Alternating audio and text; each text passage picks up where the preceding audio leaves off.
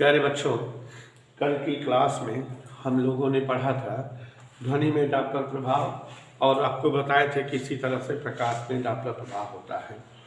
तो जैसा कि सुस्मी जान रही, ध्वनि में डॉपलर प्रभाव के बारे में आपको समझाए थे कि यदि ध्वनि स्रोत और श्रोता के मध्य आपेक्षिक गति होती है तो श्रोता को ध्वनि स्रोत से निकली ध्वनि तरंगों की वास्तविक आवृत्ति के बजाय बदली हुई आवृत्ति की ध्वनि तरंगे, घटी या बढ़ी हुई आवृत्ति की ध्वनि तरंगे प्राप्त होती हैं और ध्वनि तरंगों की आवृत्ति में होने वाला यही परिवर्तन, आभासी परिवर्तन डॉपलर प्रभाव कहलाता है। और आपको समझाए थे बेटा कि डॉपलर प्रभाव की घटना में अगर ध्वनि स्रोत का वेग v suffix S, velocity of source, श्रोता का वेग v सफिक्स ओ, ध्वनि का वेग v हो, तो डॉपलर प्रभाव के दौरान आभासी आवृत्ति का सूत्र v माइनस वी ओ अपान v माइनस वी एस ये होता है, जबकि ध्वनि स्रोत और श्रोता एक ही दिशा में गति कर रहे हैं। और अब अगर इनमें 6 कंडीशन अप्लाई कर सकते हैं, जैसे अगर कह दें कि ध्वनि स्रोत स्थिर है तो सोनम जी ऊपर नीचे वी एस हटा दो, तो जब ध्वनि स्रोत स्थिर रहेगा तो फिर वी एस नहीं रहेगा, वी माइनस वी ओ या अपान वी यही रहेगा। और अगर श्रोता स्थिर कहे तब वी ओ हटा देना सूत्र में। और अगर कहे श्रोता स्रोत की ओर आ रहा है तो फिर वी ओ को माइनस लिख देना, ठीक है, बी ओ को माइनस लिख देना अगर श्रोता स्रोत की ओर, क्योंकि हमने बताया ध्वनि स्रोत और श्रोता एक ही दिशा में जा रहे हैं, माने ध्वनि स्रोत और श्रोता दूर जा रहा है, ये कंडीशन का फार्मूला है। और जब श्रोता ध्वनि स्रोत की ओर आए तो माने उसकी डायरेक्शन बदल देनी है, माइनस बी ओ कर देना है। और अगर कहे ध्वनि स्रोत श्रोता से दूर जा रहा है तो सूत्र में बी एस को माइनस में लिख देना, 6 फार्मूले बन जाएंगे। इधर क्लियर। जिस तरह से आपने देखा कि ध्वनि तरंगों में डॉपलर प्रभाव की घटना होती है, उसी तरह से बच्चों प्रकाश में भी डॉपलर प्रभाव की घटना होती है। और क्या कैसे किस तरह से होती है जान लीजिए। प्रकाश के केस में bulb, street light, mercury, tube light, दिया, चिमनी, ये सब प्रकाश उत्पन्न करने वाले उपकरण हैं, इसलिए इन्हें हम प्रकाश स्रोत कहेंगे। और जो इनको देखता हो, जैसे हम आप प्रेक्षक, ऑब्जर्वर।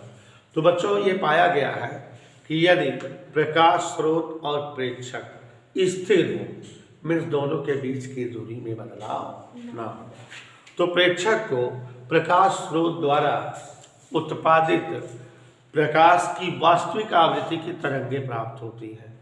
प्रकाश स्रोत तेज जलता रहेगा तो तेज दिखेगा, धीमा जलता रहेगा तो धीमा। लेकिन अगर प्रकाश स्रोत और प्रेक्षक के मध्य आपेक्षिक गति हो, मध्य आपेक्षिक गति मतलब दोनों गति कर रहे हो एक दूसरे की ओर या एक दूसरे के विपरीत, तो जब प्रकाश स्रोत या प्रेक्षक के मध्य आपेक्षिक गति होती है, प्रकाश स्रोत या प्रेक्षक के मध्य क्या होती है बेटा, तो जब प्रकाश स्रोत और प्रेक्षक के मध्य आपेक्षिक गति होती है तो प्रेक्षक को वास्तविक आवृत्ति से भिन्न आवृत्ति की प्रकाश तरंगे प्राप्त होती हैं। अगर प्रकाश स्रोत और प्रेक्षक के बीच की दूरी कम होती रहे तो प्रेक्षक को बढ़ी हुई आवृत्ति की प्रकाश तरंगे प्राप्त होती है, और अगर प्रकाश स्रोत और प्रेक्षक के बीच की दूरी बढ़ जाए तो प्रेक्षक को घटी हुई आवृत्ति की प्रकाश तरंगे प्राप्त होती हैं। और ये जो प्रकाश की आवृत्ति में होने वाला परिवर्तन आभासी है, इसी को प्रकाश में डॉपलर प्रभाव कहते हैं। प्रकाश में डॉपलर प्रभाव के केस में बदली हुई आवृत्ति का सूत्र निकालते जरूर है, लेकिन यहाँ प्रकाश में डॉपलर प्रभाव के केस में प्रकाश स्रोत और प्रेक्षक का वेग समान मानते हैं, हम उनसे v से लिखते हैं, प्रकाश का वेग c से लिखते हैं, वास्तविक आवृत्ति न्यू से लिखते हैं, ठीक है। तो आभासी आवृत्ति का सूत्र होता है न्यू डैश बराबर nu under root 1 plus V upon C 1 minus V upon C. ये प्रकाश में डॉपलर प्रभाव के दौरान आभासी आवृत्ति का सूत्र है। और बच्चों यहाँ न्यू क्या है? वास्तविक आवृत्ति। वी क्या है? तो वी क्या है? वी प्रकाश स्रोत का वेग या प्रेक्षक का वेग। और सी क्या है? ठीक है। यह सूत्र जो है प्रकाश में आभासी आवृत्ति का व्यंजक निकालने का है। इसी सूत्र की सहायता से एक सूत्र आता है डॉपलर विस्थापन। तो मैं डॉपलर विस्थापन का व्यंजक निकालने जा रहा हूँ, आप ध्यान से देखिएगा। देख लीजिए जरा। न्यू डैश बराबर न्यू, अंडर रूट चिन्ह का मतलब होता है घात 1/2, 1 प्लस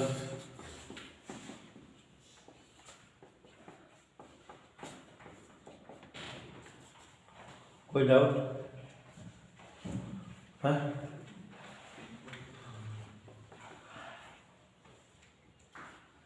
आपको बताना चाहेंगे बेटा कि 1 प्लस बी अपान सी की पावर 1/2, 1 माइनस बी अपान सी की पावर माइनस 1। नीचे से ऊपर कर देते हैं। गणित में इंटर में जाओगे तो द्विपद प्रमेय पढ़ने को मिलेगी।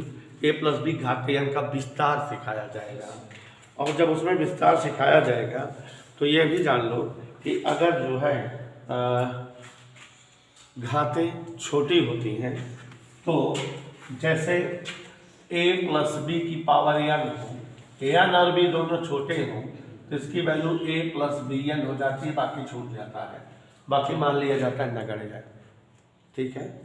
a प्लस बी की पावर या नगर है तो इसका विस्तार क्या हो जाता है? a plus B N. लेकिन कब?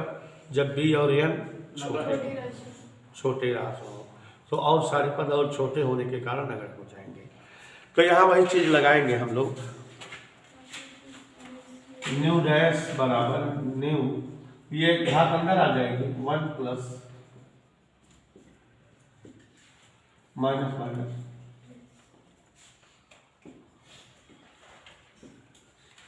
कोई डाउट?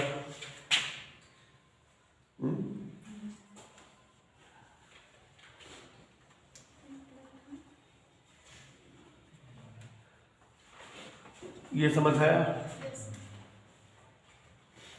कोई दिक्कत बेटा? नहीं समझ में? अब बेटा सी बराबर होता है न्यू लेम्डा, चूंकि हमको तरंग दैर्घ्य जानना है तो न्यू बराबर हो गया साहब। तो न्यू डैश बराबर न्यू बराबर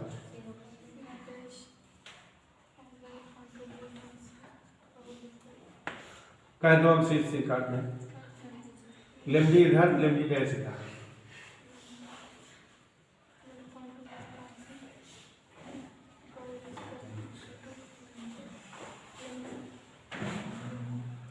इधर के लिए इसको उधर ले जाओ।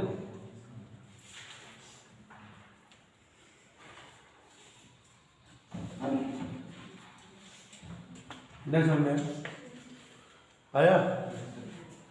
कह दो हाँ आया। लेम्डी इधर लाओ। एक हाथ अंदर आ गई क्योंकि ये और ये छोटे हैं कि नहीं? -2 छोटी गिनती होती है। ये हो गया 2 का किया, नहीं मानोगे? वी अपान सी इधर लाओ।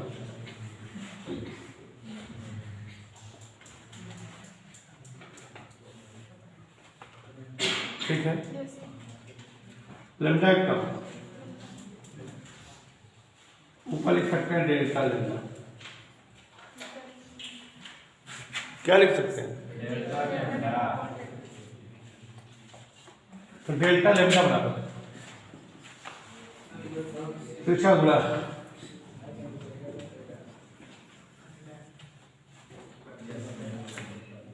ये डॉपलर विस्थापन का व्यंजक है। और बच्चों हमको इस पर सवाल मिलेंगे और इसके पहले वाला जो टॉपिक है उस पर सवाल मिलेगी।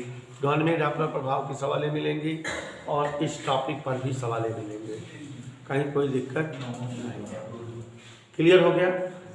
और डॉपलर प्रभाव का उपयोग मतलब जैसे ध्वनि तरंगे या प्रकाश तरंगे रडार वगैरह से फेंकी जाती हैं, जहाज और से टकरा के वापस लौटती हैं, इसी सूत्र में मान रख करके उनकी दूरी पता लग जाती है, या जो है जहाज वगैरह की चाल पता लग जाती है।